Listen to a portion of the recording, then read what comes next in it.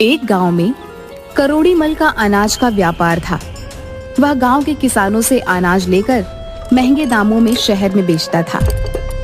मेरे सिवा किसी को अनाज बेचने की सोचना भी मत। मैं ही तुम सबका भला करूंगा।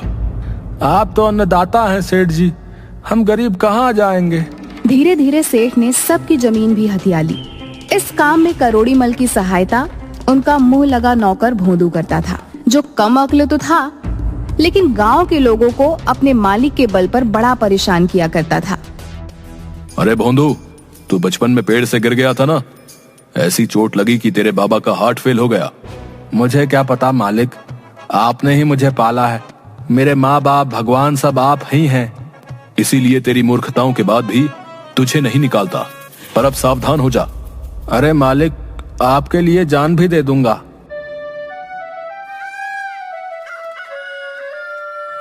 एक दिन करोड़ी मल भोंदू के साथ सामान लेने शहर गया।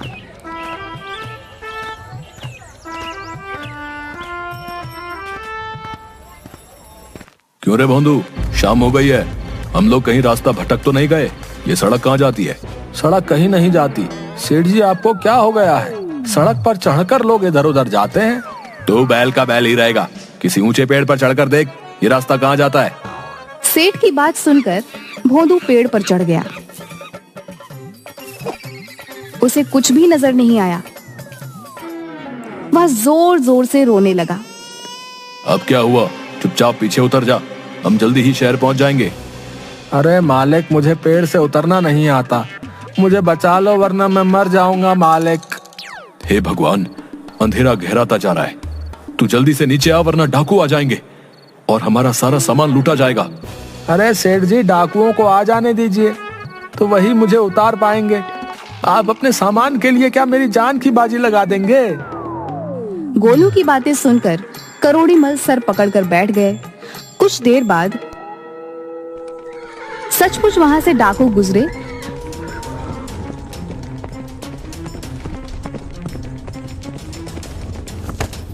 उन्होंने संजीदा राम को पूरी तरह से लूट लिया और भोंदू को पेड़ से नीचे उतारकर फेंक दिया। हाय मेरी कमर, मेरी कमर टूट गई। जब उतारना ही था तो धीरे से उतारते। चलिए सेठ जी, जल्दी से चलते हैं, अब डरने की कोई बात नहीं।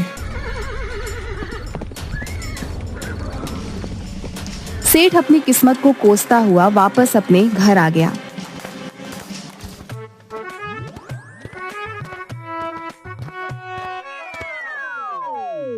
आज के बाद जब मैं सामान खरीदने जाऊंगा तो तू मेरे साथ नहीं जाएगा।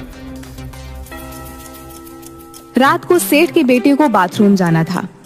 अरे ओ भोंदू, जरा सुरेश को संडास तो ले जा। अरे क्या करना है उसे? उसे लघु शंका करनी है।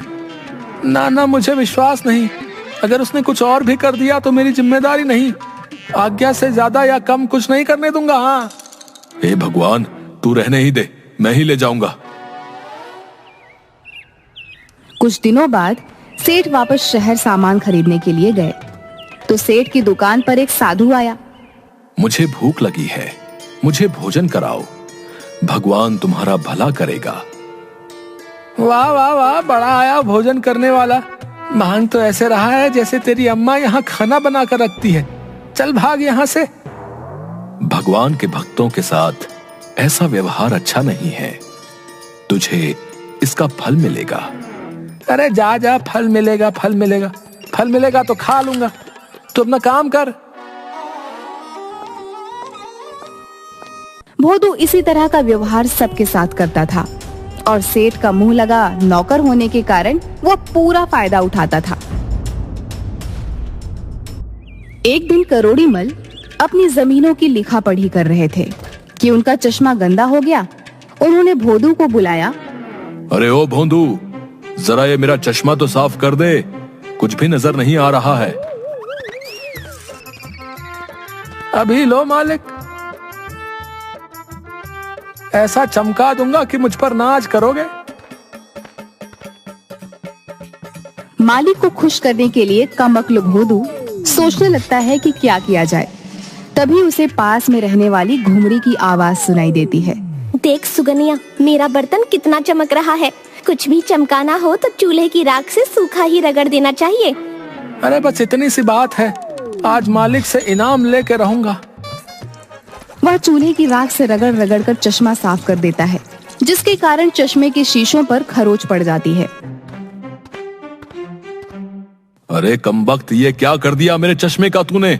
इसी समय तू यहाँ से निकल जा। हे भगवान, अब मैं हिसाब किताब कैसे करूं?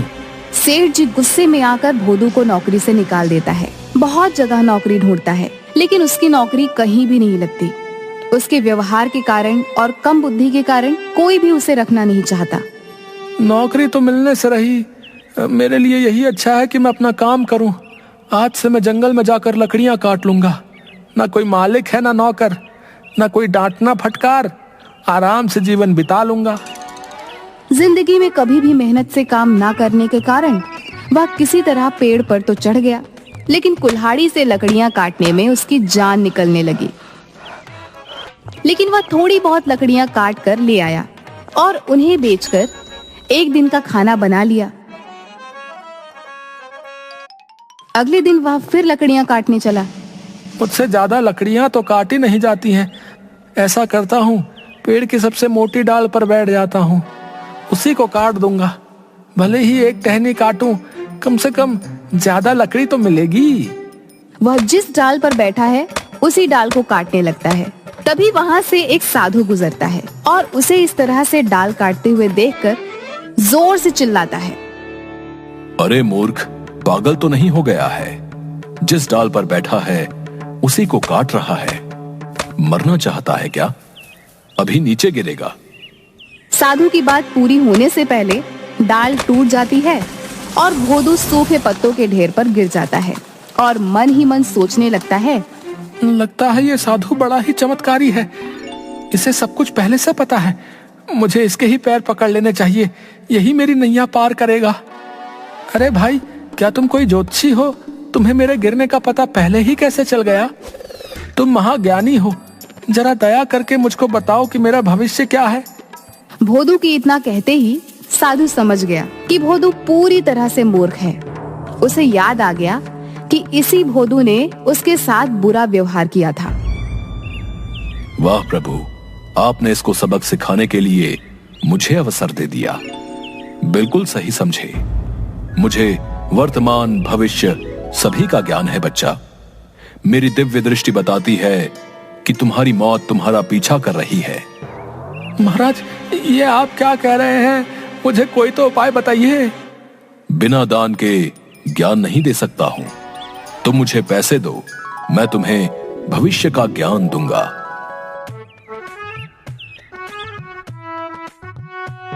जेबों में उसे एक आने के सिवा कुछ भी नहीं मिलता। साधु महाराज, मेरे पास सिर्फ यही एक आना है। कृपया इसे स्वीकार करें और मुझे बताएं कि मैं कैसे मौत से अपनी रक्षा कर सकता हूँ। साधु ने मन ही मन हंसते हुए उसके एक आने को अपने जेब में रखा और बोला, ये काला धागा अपने पैर में बांध लो। याद रखना, जब तक ये धागा तुम्हारे पैर में बंधा रहेगा तुम जीवित रहोगे, और जैसे ही ये धागा टूट गया तुम मर जाओगे। धर्मराज हाथ पकड़कर ले जाएंगे।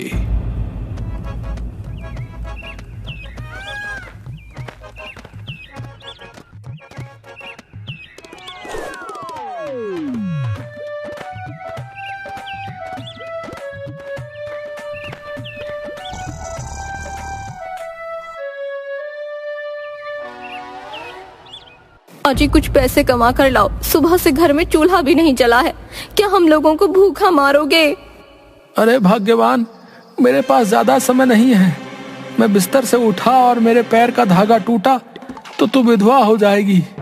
क्या बकवास कर रहे हो? धागा टूटने से भला कोई मरता भी है?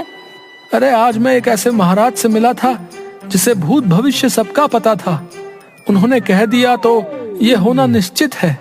भोदू की पत्नी जानती थी कि भोदू के दिमाग में जो आ गया उसको हटाना नामुमकिन है। मजबूरी में वह खुद ही काम करने सेठ करोड़ीमल के घर गई।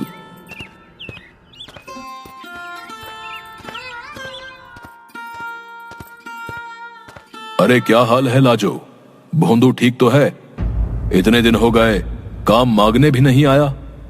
अजय क्या बताऊं, वो तो रोज ही कुछ नए नए नाटक करते हैं। आजकल उन्होंने पैर में एक धागा बांधा हुआ है। कहते हैं अगर धागा टूट गया तो वो मर जाएंगे। चल तू परेशान मत हो, मैं खुद तेरे घर चलता हूँ और उसे खींच कर ले आता हूँ। उस मूर्ख को मेरे सिवा कोई नहीं उठा सकता। करोड़ी मल भोदू के घर पहुंचते हैं। घर में रोना धोना लगा होता है। आइए आइए सेठ साहब, देखिए ना, भोंदू कह रहा है कि वो मर गया है। मैं बर्बाद हो गई, भरी जवानी में मर गया रे। हाय दैया, आप मर गए, अब क्रियाकर्म के पैसे कहाँ से आएंगे? ये क्या बकवास है? चुप रहो तुम। ये सब कैसे हो सकता है? वो तो मेरे सामने ही बैठा हुआ है। अरे भोंदू, तू क्या कर रहा है? सेठ साहब, जंगल में मैं एक बहुत बड़े साधु से मिला था। उसने मुझे पहले ही बता दिया था कि अगर ये काला धागा टूट गया तो मैं मर जाऊंगा। देखो ना, काला धागा टूट गया है। अब धर्मराज हाथ पकड़ कर ले जाएंगे। अरे पागल, जबकि सबके सामने जिंदा बैठा है तो मर कैसे गया? किसी ने तुझे बेवकूफ बनाया है। अब चल और काम कर। मैंने दूसरा चश्मा खरीद लिया है, चल अब उसको चमका दे। ये क्या कह रहे हैं मालिक? हम तो बाबा पर बहुत विश्वास करते हैं। मर गए तो मर गए, अब तो बस मेरे क्रियाकर्म का इंतजाम करिए। बाबा ने कहा था मरने पर धर्मराज हाथ पकड़ कर ले जाएंगे। अरे मरने के बाद तो धर्मराज के कोड़े खाने होंगे। दूसरा, ये सब तुझे जला भी देंगे। जिंदा रहेगा तो मेरे साथ हवेली पर ऐश करेगा। पर धागा तो टूट गया है। रहेगा मूर्ख का मूर्ख। अरे जब तक यमराज लेने आए कुछ और बांध ले, उन्हें कैसे पता चलेगा? अरे ये देख, अपनी कजरी के गले में पड़ी काली रस्सी धागे से ज्यादा मोटी है। पर वो हमारी कजरी को ले गए तो? अरे यमराज हाथ पकड़ के ले जाते हैं, कजरी के हाथ ही नहीं है। बस दोनों बच गए। वाह वाह मालिक, आप हमें बचाए लिए। अरे लाजो, आज से ये रस्सी हमरे गले में बांध दे, हम जी जाएंगे और कजरी भी जिंदा रहेगी। लाजो कजरी की रस्सी भोदू के गले में डाल देती है और करोड़ी मल उसकी मूर्खता पर हंसते हुए रस्सी पकड़कर उसे अपने घर ले जाते हैं।